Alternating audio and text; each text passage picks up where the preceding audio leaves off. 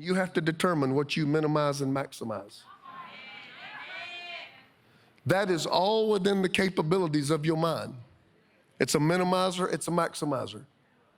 If you went through a divorce and you were 32 and you want to still be living in it when you're 62, just magnify it. Just keep it right at the forefront of your mind and just magnify it. And you will stay right there in that divorce for the rest of your life. Because that's the power God gave your mind. Unbelievable power. Magnify your offenses. And you'll be offended forever. And nobody around you will ever be able to do anything right because you're just offended. Because that's what you magnify. You magnify your past, you will stay stuck in it.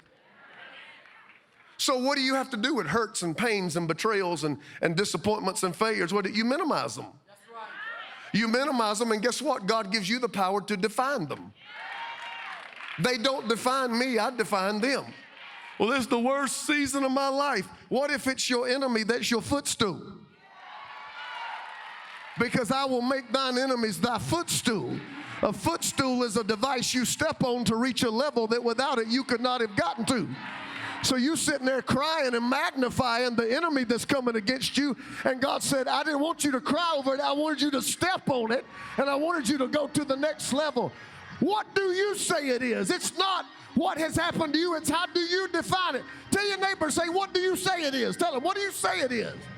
What do you say? How are you going to define those moments that disappoint you? How are you going to define the setbacks? How are you going to define the betrayals? They are what I say they are. It's not my worst day, it's my greatest opportunity.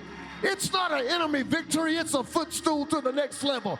You've got to tell those painful times, this is what you are, and this is what God will do, and this is how I will use it. Somebody take 5 seconds and give the Lord your God a praise. Hallelujah.